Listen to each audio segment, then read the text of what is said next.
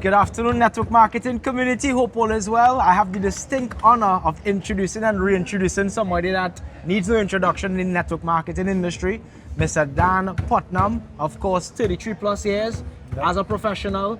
His company has done well over $6 billion in sales. And I mean, I overheard you speaking that you had some months whereby your company was close or well over $10 million a month in revenue. That's just in one country. One country. More than that overall, yes. Of course, I also know that you would have been very instrumental in helping people in the network marketing industry make millions, multiple millions. So it's not just about you creating revenue, but opportunity for others to create 6 and 7 figures all across the world. Yes. So again, pleasure. Thanks a lot for taking the time to meet with us. Thank you. Right? My pleasure. And I'll tell you this, friends, we're in for a treat because we're going to just ask a couple of questions to pick the brain of this gentleman here sitting with me. And one of the most interesting things I heard when you spoke is that you started from ground zero. Yes. You started in the industry of network marketing like everybody else, like me. Yes. Right? On the foundation. Maybe even different. I had never heard of network marketing. Serious. So when I was growing up, I never heard about it in our household. I never heard of Amway. I never heard of no companies. Wow. So how it happened, I was a freshman in college. Mm-hmm. I was living in the dorms. And just somebody a couple apartments down came over, and most of it was athletes. The dorms was at, he was on the track team. Right. And he said, hey, there's a meeting tomorrow night about how we can make some extra money. Would you be interested in going? And I'm like, I had no clue what it was. I said, yeah, I'm interested in making extra money. Correct. Let's see what it's all about. Sure. So that was kind of the introduction. Somebody that I just kind of an acquaintance, didn't know him very well. Right. And he invited me to a meeting. The meeting I went to was for a company called New Skin. New Skin. I heard about it. Yes. Right. And they started drawing these circles on the board and doing those things and talking about it. And instantly, I thought to myself, I'm like, this is amazing. I think I can do this. Right. And I'm like, this what I saw was, okay, I can start my own business for maybe $1,000 and have unlimited potential, work off of somebody else's infrastructure that even at that time, they'd already done well over $1 billion in sales. Now they're doing, billions annually. Correct. And what happened, the main package they were selling was $1,500. Okay. I couldn't come up with the money. I didn't have it. So you didn't have the money to I didn't have started. the money to get started. Okay. What did you do? I did nothing. I didn't start. And so I tried to get the money. I couldn't. I just didn't have the money. Okay. And so I just kind of sat there and I thought about it a little while. And then another friend from high school was not going to same college. He called me on the phone and he said, hey, I joined this opportunity and I think you might be interested in it. I think we could make some money together. Right. And I said, what is it? And he told me the name of the company was USANA. Okay, I heard about them as well. And I said, oh, is this like New Skin? Right. And he said, yeah, I think it's kind of like New Skin. And he says, do you want to talk to this guy? And so I said, sure. And so he talks to me and I'm like, okay. And New Skin was showing like drawing their circles, they were going to reach what I think it was called Blue Diamond. I could be wrong because it's been a long time. Right. I haven't looked at the company. But I think you had to have 12 executive legs. Okay. In order to hit what they would call their big rank. The highest rank. And then in USANA, he was talking about just 2 legs. Okay. And I'm like, wow, I was excited about 12, but 100% I can get 2. Yeah. So then I'm like, okay, well, how much is it? And he said, well, you can get started for $250, but they recommend $750. Okay, understood. For 3 income centers. Right. Like one here, your left and right. It used to be popular in a 2-team plan that they'd sell a tri-pack, and basically you're already your first 2. Understood. There became some legality issues with that, or maybe some gray area. So most companies stepped away from doing that. But for a while, there was people that would do a 3-pack, a 7-pack, and then we even had people who would sell a 777. Okay. 21 positions that are all yours, that's why I think they got rid of the 3 and the others, because people started to get more and more and more greedy. Right. So I was like, okay, 750, that's half of the Of the 1500. 1500. I've got to figure out how to come up with this. But you didn't have the 750. Right. What's that? Did you have the 750? No. I don't even think I had 75. Serious. Serious. So I'm a poor college student. I don't have any money. Right. I don't have a job. Wow. I'm going to school. Wow. And eating, top ramen, macaroni and cheese. Literally would maybe spend $15 or $20 a week on food. Wow. Now you can't even get a meal for $15 or $20. Correct. So, but anyways, long story short, came up with the money, borrowed some money, put some money that I had, and got started in the business. And literally thought this is going to be the easiest thing ever. Right. And came to the realization very fast because I have 2 brothers, 2 sisters, and then my parents. They're all entrepreneurial. Okay. So my parents, worked normal jobs and then they ended up starting their own furniture stores. Okay. And had furniture businesses. My sister also branched off and was in the furniture business. My oldest brother was a professional seminar speaker. Very, very successful. Okay. And talented. My other brother had his own business in the oil fields, which is Jason, which you've met. Right. Jason now. And then my other sister was also in the furniture business. So Understood. I'm the youngest of 5, and my parents' furniture stores. So I'm like, these guys are all entrepreneurial. and this makes so much more sense than starting a store that costs hundreds and hundreds of thousands of dollars, does not have the potential to make, like the leaders I met were making more in a week than my parents would make in a year. Wow. And my parents put everything on the line. Yeah. If things don't go good at the furniture store, everything's done. Out of business. They're in charge of everything. Understood.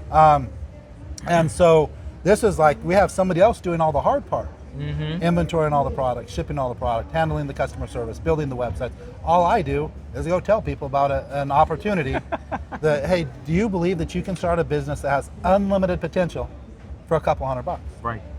Any other business is going to cost thousands, tens of thousands, hundreds of thousands. And they have limited potential. Yes. And so I was like, how can't I convince people that this is the best thing ever? First call my parents. How did that go?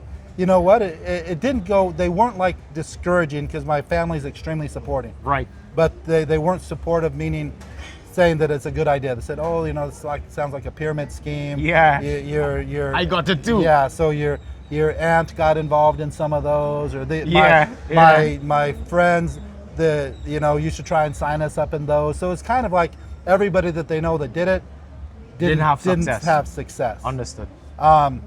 And so I just didn't want to hear that. So I called my brother, very close to my oldest brother, growing up, kind of like a mentor to me. Yeah. And kind of the same thing. Like that's for people that are uneducated.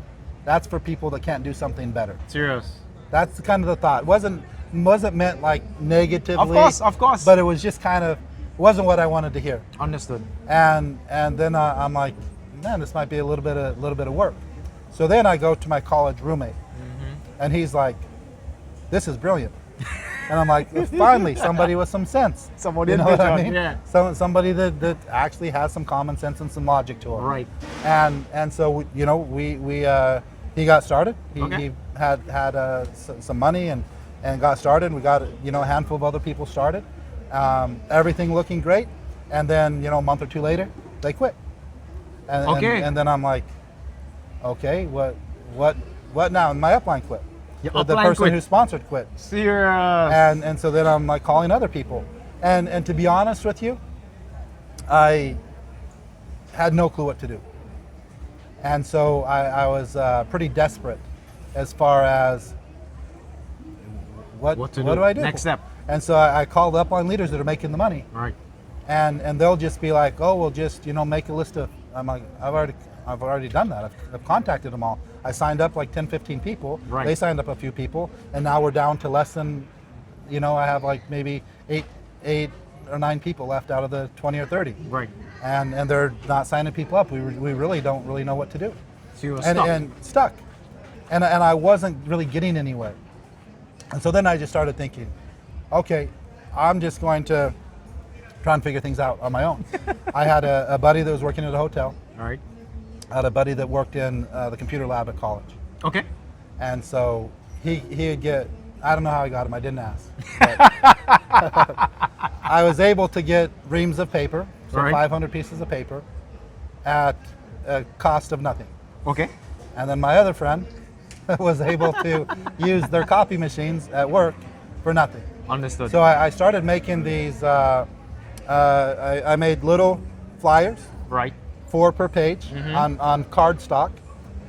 So each one would do 2,000 flyers. Okay. And so I made it a goal. Every week I'm going to get a ream of paper, I'm going to do the prints, and I'm going to go put them out.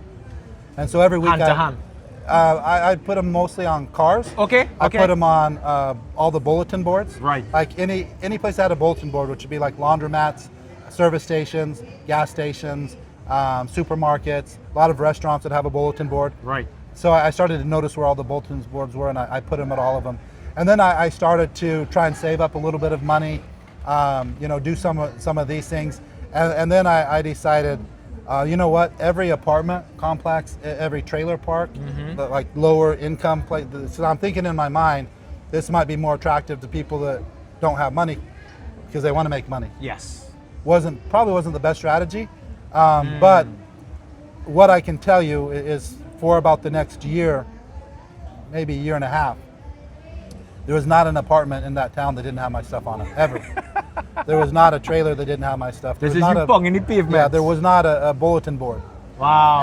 And I probably, when you're looking at 2,000 at a time, I put out literally probably like 400,000 or 500,000 flyers over that period of time in a town of about 20,000 people. Understood. So working the numbers, pong in the pavement. so people are going to see it. Yeah. And what happened was every time I put it out, the phone would ring.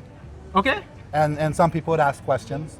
I didn't have a good closing rate, but every time I went and put out 2,000, I'd sign up a couple people. Right.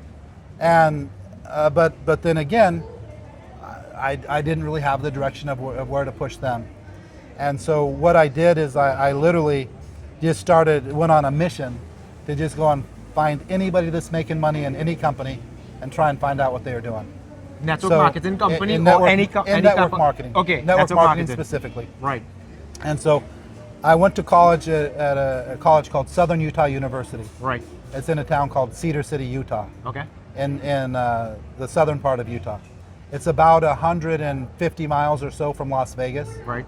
And maybe about 250 miles from like Provo or Salt Lake City. Okay. A lot of conventions in Las Vegas. Also a lot in northern Utah, Provo, Salt Lake, that area. A lot of network marketing companies, yeah. And so I started hearing for any training or any convention, and I'd go, not even being in the company. So I would just go, didn't have a ticket, just kind of go in. Most of the time, not saying to do this, but most of them don't ask for the ticket at the convention. Serious? You know what I mean? So I just kind of go in, and then I'd find the people that are making the money, and then I'd basically just try and set up either a breakfast, 5 minutes. Hey, could I just have 5 minutes to ask you a couple questions? Okay. A little bit like what you're doing right now. And I just say, hey, what's the secret? What would you recommend somebody just starting out? What would you tell them to do? And I'm hearing the same thing. Make a list of 50 people. Do this. Do whatever. And I'm like, okay. I'm looking for something more. I'm already doing all of Already that. started those steps. So what do you do if you're doing all of that and you're still not making any money? Yeah. And so fast forward, Keeshon, like 2 years, making a little bit of money. Right. Maybe $200-300 a month, but working very hard. Understood. And frustration all-time high. And literally sitting in this little trailer that I lived in, like $130 a month, probably the most affordable place you can get in Cedar City, Utah. Nothing nice. Right. And I'm discouraged because I'm always thinking, man, if I just had a nice car, if I had a house, I'm trying to show people how to make money and I'm making no money. You know what I mean? Yeah. They're not listening. They're not gonna listen. Plus I'm 20 years old. Okay. They're not listening to the 20-year-old anyways. And so I was just constantly thinking, man, if I just had a nice house, I had a nice car, then I could do all of this, then I could become the leader. Does that make sense? Yeah. And I'm just like super frustrated thinking of quitting, but then I also don't want to prove everybody right. Yeah. I'm a little stubborn that way, and All the critics. competitive. Yeah. And so anytime they ask, I'm saying it's going great. But in reality, I'm thinking, I don't think I can do this. Not because I'm not willing. I literally didn't know what else to do. I felt like I'm doing. You told me something else to do, I'd do it. You'll do it, yeah. But what are you? Nobody's telling me anything. So after interviewing probably 50 to 100 6 to 7 to 8 figure earners in the industry, I came to the conclusion, I think it's just luck. And that wasn't exciting for me because how can I like recreate duplicate luck? Yeah. And so then I started thinking a little bit about it, and I remember something that my brother told me, and I think I had this conversation with him. And he said, you know what I learned? The harder I work, the luckier I get. And so I started to think, what if it's 100% luck? What else is luck? Maybe I play a lot of golf. I played golf in college. Right. And on the college team. And I'd had a couple hole-in-ones at that time. And a lot of people play their entire life and don't get a hole-in-one. Some people could play like 2 or 3 times and get a hole-in-one. Right. Tiger Woods would have a better chance of getting a hole-in-one, but he still gets very few. But the more often you play, logically you have a better chance. Yes. I also, this is maybe not a super proud moment, but because I'm so like structured as far as systematic, I like to gamble, bet on sports, do those types of things. I didn't look at it as gambling. I'd try and literally figure out any type of a system that how I could put the odds in my favor. Makes sense. So like super systematic, like how could I win at this? Not how can I just go gamble and have some fun. Yeah. How could I win? What type of strategy could I use? And so with that, I started thinking, okay, in blackjack, or 21, if you get blackjack 21, it's kind of lucky. But would you agree that 100% of people, if they sit there long enough, are going to get it? Yeah. So then I just started looking at, okay, even if it's luck, I can create my own luck. I just got to go through the numbers and go there. So then I started thinking, I've never really broke down, what am I actually trying to do? Okay. What am I, because if you don't know what you're trying to do, and then I also never really broke down, what exactly do I want?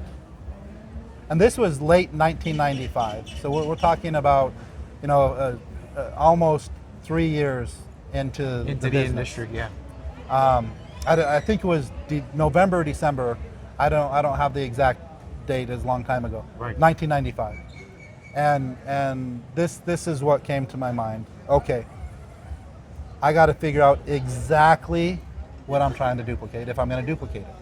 So what is the process? Have to have people to talk to, right? The people have to be willing to listen to you. Yeah.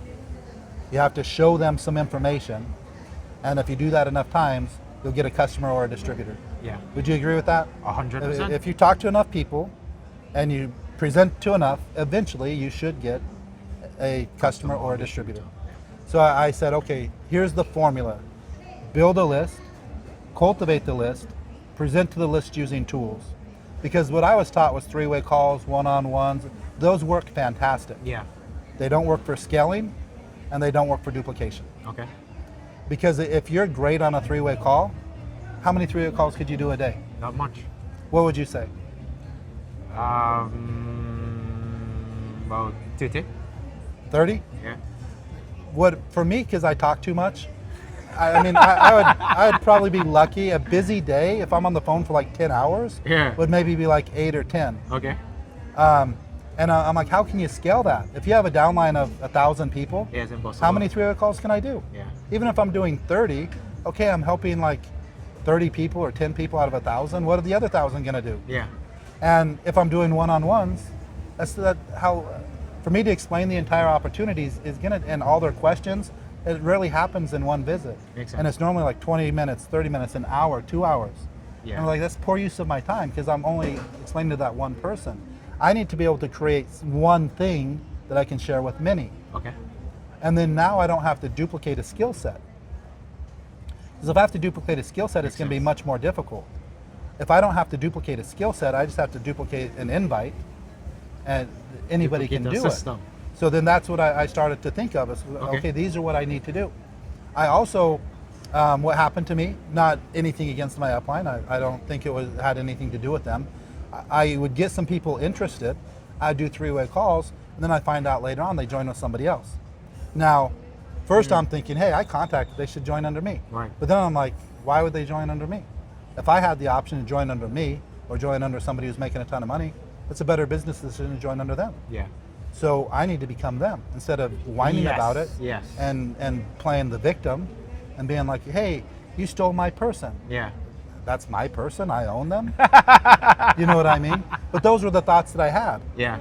And so it was discouraging. You prospect a guy, you show them the opportunity, they join with somebody else. And so then I said, you know what? I have this whole thing backwards. I gotta be more, do more, and then I can have it. I don't have it, do it, and then become it. Yeah.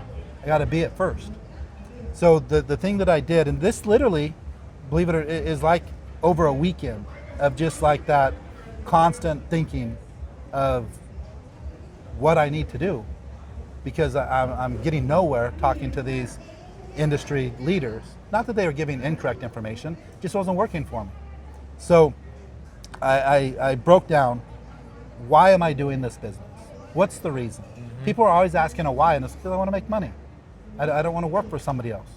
But then I broke it down on the reality is, I always want to work for something I'm passionate about, not just for a wage. Yeah. I would not imagine being a happy person working a job that I hate just so that I can barely survive. I think it's hard to be happy with that. It's hard to have a great life with that. I agree. So I started to think, I want to work for passion, not for money. And so that became my why. And then I started to think, what do I like to do? Okay, I like to golf, I like to water ski, I like to snow ski, I like to go to the gym, I like to hike, I like to fish, I like to do these things. Yeah. None of them are crazy expensive. They take time though. Of course. So for me, it became more important that I control my time and my money doesn't depend on my time than the amount of money. Because I was thinking back then, if I could make like $5,000 a month, golf course, for instance, not a country club, but a golf course, a lot of them will sell a yearly pass. Right. And around that area is around $1,000 to $1,500. Okay. So I pay $1,500, and during the season, I can golf all day, every day. Gyms in the United States, you have like the nicest gyms that I've been to in the world, and you can be like $9 a month. Okay. And like $30 a month, they might have like 1,000 of those gyms around the country, and So you pay $30 a month and you can go to any of them. Right. You pay $10 a month, you can just go to the local one. Okay. So it's cheap. A fishing license is like 10 or 20 bucks. Hiking is free. Yeah. You know, water skiing, if your friends have boats, it just takes the time. Snow skiing is very similar.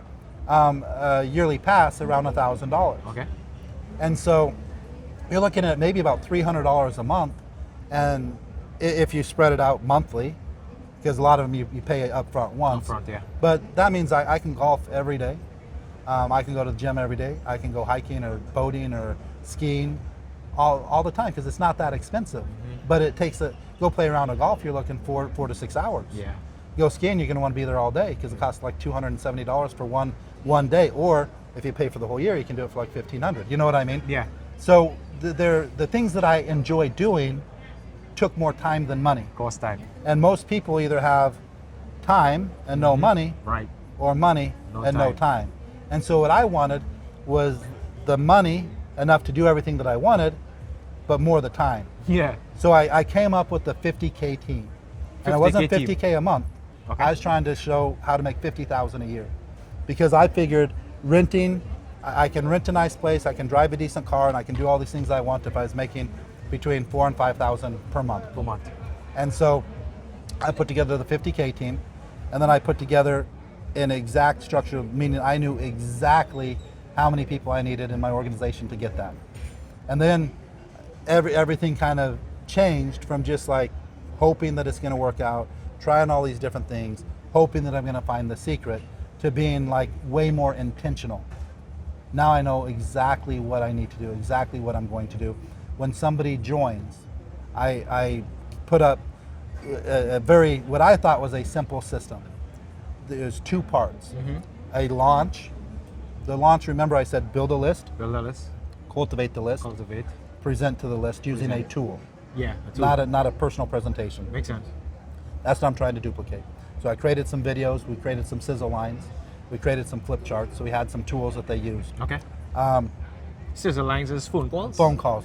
Okay. Again, we're talking pretty much pre-internet Recording. to early internet. Right. So we're doing like you give an 800 number and it plays like a 3 or 4 minute message. Automatic. Automatic.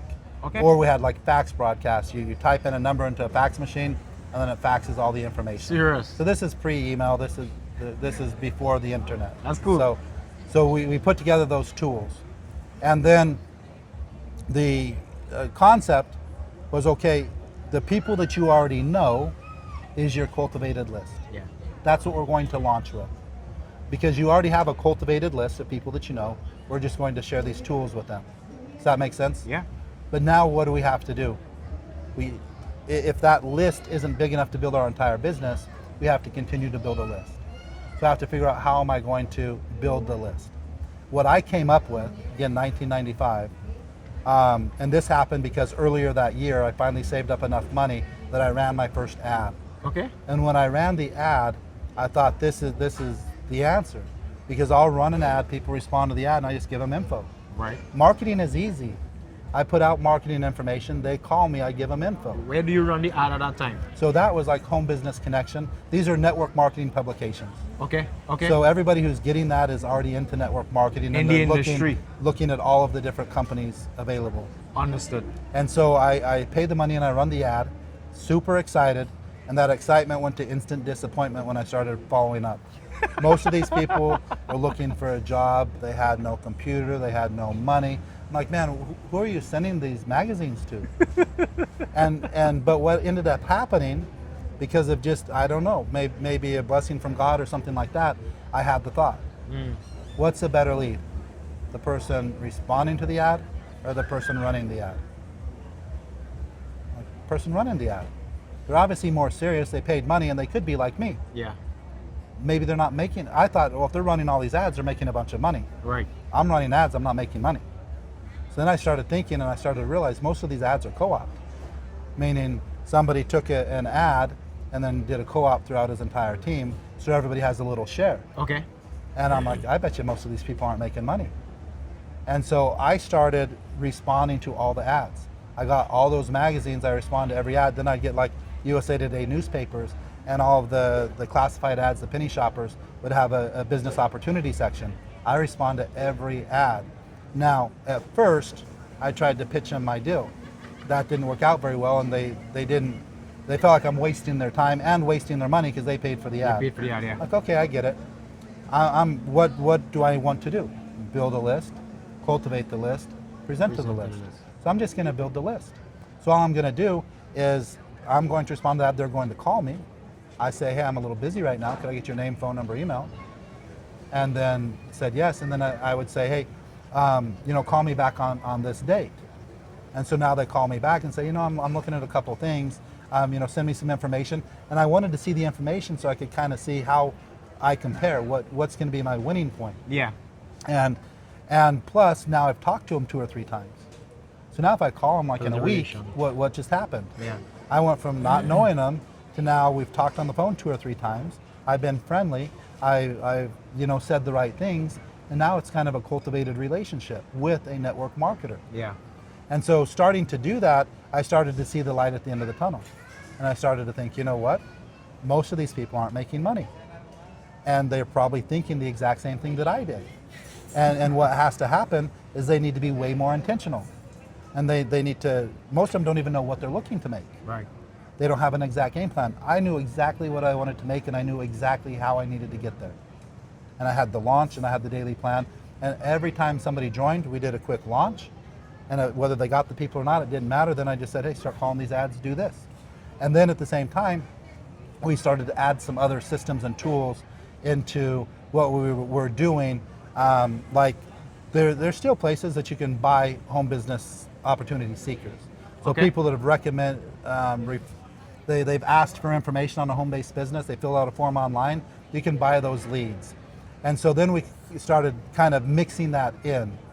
It's like, okay, if you're gonna have to cultivate these relationships, it's gonna take a little bit of time. Yeah. Because you don't wanna just pitch these guys instantly, it doesn't work. Correct, yeah. Some of them, it might take 30, 60, 90 days, 120 days to really get that relationship where now I'm going to pitch them. But the leads are looking, I can just call them and send them the information right then. So we came up with a couple phone scripts. We started doing live calls 3 times a week where I just call the leads and people would just listen. Right. So that they could see how it works. And I knew every hour I'm going to get 6 or 7 people interested. I could call the phone book, to be honest with you. We did that sometimes when we'd have people complain about the leads. We'd set up a call and say, hey, let's just call out of the phone book just to show these guys that it's not the leads. Yeah. And it didn't matter if I called the phone book or if I purchased leads, 6 or 7 is what I would get to accept the information in an hour. So what I'd say, let's say I called you, Keeshon. You answer and you say hello, and I say, hey, is Keeshon there? You say, yeah, this is Keeshon. I say, Keeshon, don't worry, this isn't a sales call or anything like that. Somebody referred you to me as somebody that's looking to make some extra money. Right. I just wanted to make sure that I had the correct information. I don't want to take any of your time. I just want to send it to you. You can look at it at your own convenience and go from there. Does that sound fair? And then most people would say no, but I do that quick script for an hour straight. I get 6 or 7 to say, yeah, go ahead and send it. Makes sense. And then I send them the information, and then that starts the follow-up process. And anybody could do that. I literally would do meetings and just say, hey, I'm going to do some dials right here so you can see how it works. I would literally read the script. I would not try and do it polished. I'd literally just read it. Like you can tell I'm reading it. Yeah. And most of the people hang up on me, say they're not interested, do all of that. But what happens? 1 hour, 6 or 7 people, like clockwork. I already knew, 100%. 1 hour I can get information to 6 or 7 people. And I do that every day. I'm going to sign up people. And so it was just something that there's no doubt, I know that it works. And so that's pretty much what made the change from having success and not having success. It was being intentional, it's having an exact game plan. It was the second that somebody joined, I have a launch, and then I have a daily plan of action to build the list, cultivate the list, present to the list. Okay. Always having tools. And it wasn't something that I started working harder I actually probably started working less. Okay. Less stressing about it, less thinking about it, less wondering about it, focused on one thing. And my income in less than a year's time went from $200 or $300 per month, maybe $600 or $700 on a good month, to now getting $10,000, $15,000 a week or more. Okay. And, Powerful. and that's really what happened. And unfortunately, the one of the companies that what was interesting, I didn't go through this, but in 1996, I still was not making great money with USANA. Okay. A little over $1,000 a month. Right. But in 1996, so a short time after, maybe three months after I came up with this game plan, there was a company called Destiny Telecom. Okay. And it was $100 one time, and it was a prepaid phone card. And it had a 2-team cycling binary. Right. And at that time, long distance was about 30 plus cents per minute. And most college students didn't even have long distance. They call their parents collect. Okay. And so there's no cell phones, there's nothing like that. And so we're like, hey, the $100 one time, this is gonna be easier than like $250 a month or $200 a month on nutritionals. Right. And that's where I made the money. Okay. That took off and it blew up, and was literally just like,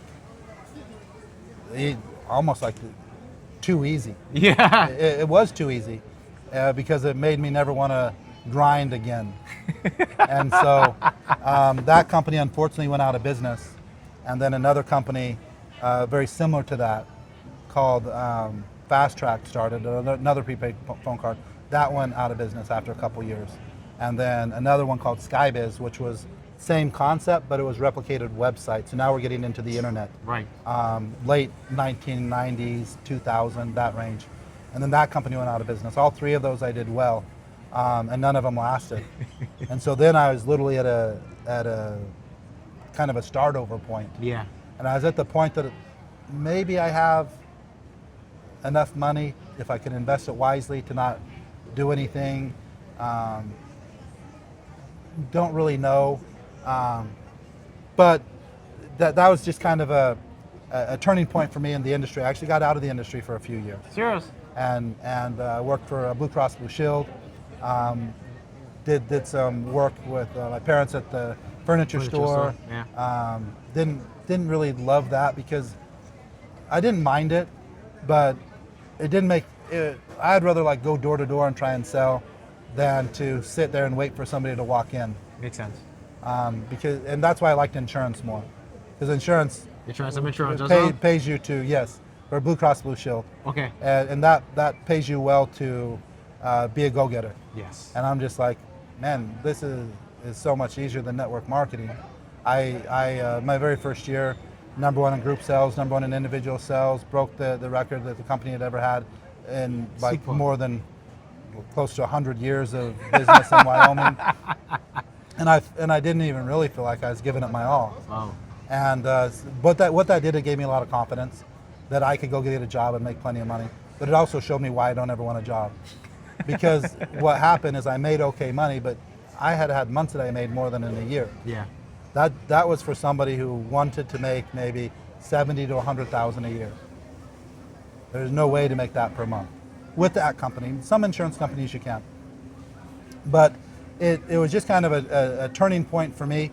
Also was lucky because I got struck by lightning in 1999. Right? Literally? In this, literally. If you have, I think I've shown you, I have the, I remember, yeah.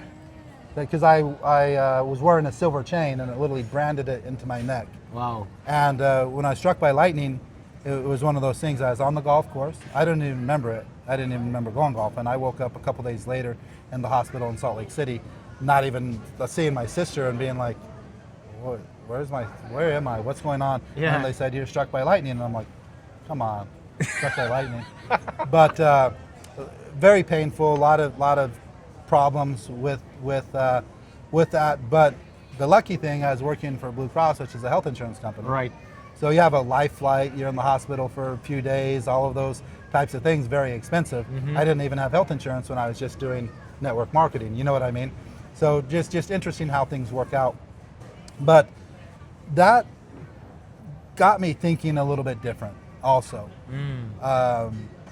I left the house, go golfing, and literally didn't say anything to anybody. Didn't say, I had a daughter at the time, young, didn't say anything to her. Yeah. Maybe in the morning, wife didn't say hi, bye, nothing. And it made me think, you never know Yeah.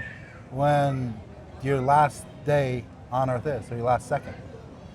And so it really made me think, what do I want to do with my life? And it was just like, man, I want to provide opportunity for people. I want to get people to understand who they are and what they're capable of. And I just had such a feeling that human beings, so few of them are successful. And the thought came to me, Keeshon, I'm like, I don't think these people understand who they are. Have you ever thought about that? Definitely. Who's Keeshon? I've thought about it. You know what I mean? Yeah. I don't care who it is. If you're a human being, I think you're incredible. I think you have unlimited potential because so many other human beings have done amazing things. They're the same species. Yeah. We have that within us. So I literally thought, like looking at these people, I don't feel that they even have a clue who they are and what they're capable of. Yeah. Because they let other people put thoughts in their head that they're not capable of much, or they're not good at something, or they're not smart, or they're not attractive, or they're this, that, or the other. You hear that all the time. Yeah. And we're letting other people determine our worth. I mean, you're letting another human being tell you what you're worth. Does that make any sense? Nope.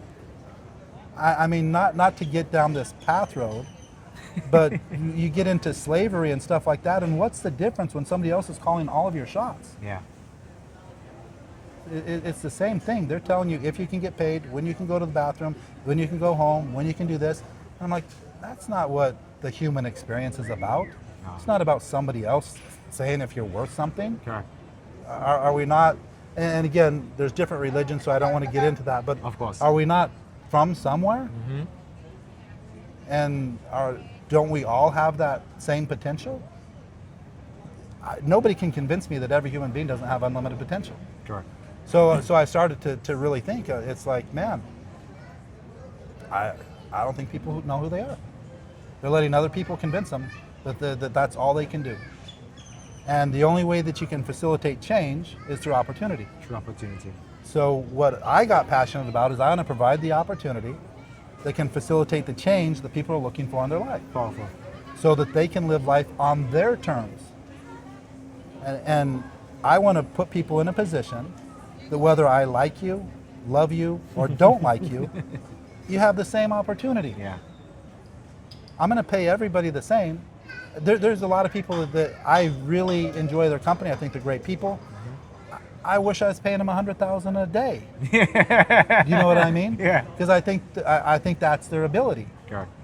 Other people, I may not agree with as much, and I'm paying them $100,000 a month. Right. Nobody in mind. It's actually not a true statement, but you know what I mean? Yeah, yeah. That could happen. Correct. And I'm going to pay them because they earned it. Yeah. And to me, I think that's fair.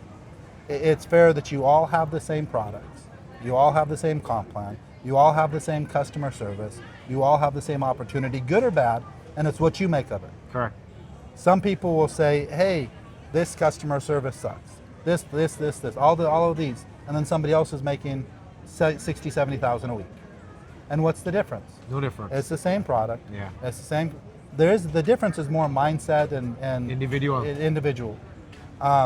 And again, I'm not saying that it's easy to deal with customer service not going good and shipping. There's problems, but everybody has those problems. Correct.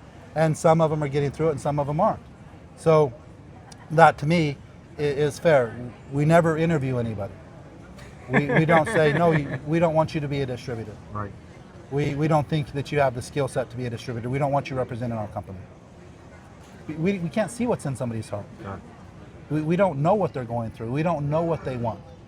And so what I really wanted to do is just say, hey, you raise your hand, you volunteer, you want to change your life, I want to provide the opportunity and assist in any way possible. Makes sense. If I can help you through my experience, I'm all for that. There's unlimited ways to build the business.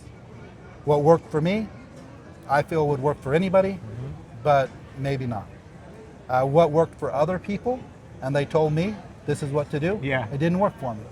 So I keep it open. I try not to overstep my bounds like this is the only way, this is the best way. No, it's not the only way. It's probably not the best way. There's a bunch of ways. But you have to be intentional. You have to have an exact launch. You have to have an exact daily plan of action. You have to have a way that people are continually building their list. Your business, Keeshon, is your list. It's not the network marketing company that you're participating in. Sure. You're not the owner of that company. You're the owner of your list, your relationships. You monetize your list with another company's products and services. Powerful. Does that make sense? Definitely. If you don't have a list, you don't have a business. If you have a list, you have a business regardless of what the company is doing. Correct. If you have the list and you've done the things the correct way, you're never going to worry for money. This company goes, there's a bunch of other companies. Correct. And so that's really what I find, but I see so many people are not actively adding and building the list every single day. And the ones that are, that's good, but it's not going to do very much because in this business of team building, you want to be a small player. Yeah. You know what I mean? Yeah. So you add into your list every day, okay, that's good. Your people need to be added into the list every day. Their people, their people, their people, their people. Collective. Or else you're always going to be working hard and never making a lot of money. Yeah. Network marketing by design is designed to pay you on tens of thousands of people, hundreds of thousands of people, 1 million plus people. So if you have something that has the ability to pay you on 1 million people, how much is it going to pay you on your own effort? Exactly. Not that much. Does that make sense? Of course. So what happens is so many people work so hard on their own effort, and then they get super frustrated because they're like, man, I'm busting my butt, I'm doing all of this stuff, and I'm not making money. They're not understanding leverage. Yeah, it's not designed for that. Right. It's designed for everybody doing a little bit. Yeah. And if you don't have your entire team building their list and cultivating their list, then you doing it's not a big deal. Exactly. Now, if it was direct sales and you're being paid like 50, 70, 80, 100% commissions, and you're selling a big enough ticket, that you can make a good living on just your sales, then that's all that matters, is what you do. But in leverage and team building, unfortunately or fortunately, depending on how you look at it, I look at it as fortunately, because I don't want to be working hard every single day. You have to get the entire team doing it. And I think that's the things that most people miss. Most people miss almost everything, to be honest with you, Keeshon. Most people are not living intentionally. They don't have an exact plan of what they're trying to do. They don't know how much they're trying to make. They don't know exactly how big a team they need to make that. They're just going blindly. And it's like, you know, if somebody says, I want to be wealthy, and I say, do you have an exact game plan to be wealthy? And they say, no. And I say, do you think you'll ever be wealthy? And then the light bulb goes on, well, no, I probably won't. Yeah, you won't ever be wealthy unless you win the lottery or do something like that. Or luck happens. Yeah. I guess I could never say, it's not likely. I wouldn't say never. Yeah. But those are the you know, basics. A lot of information for the first question that you that you asked. I don't know if you want to ask another one. I mean, I know we're pressing for time. Yeah. So of course, I want to thank you for your time, 100%. Friends, you heard it from the man himself. Started from absolutely from the bottom and rose to the heights in the industry and network marketing. I got a lot of value today. Everything that you shared, I'm going to also imply and enforce in my team. And I hope this video goes viral to the network marketing community, and hope to have another session like this with you soon. And let me just drop this in. I know our vision for the next 3 to 5 years is to become the top network marketing team and company in the world. So this is the first video to bring that to the world at large. I love it. I love it. Thanks a lot, sir. Thank you. Appreciate it. Yep. All right.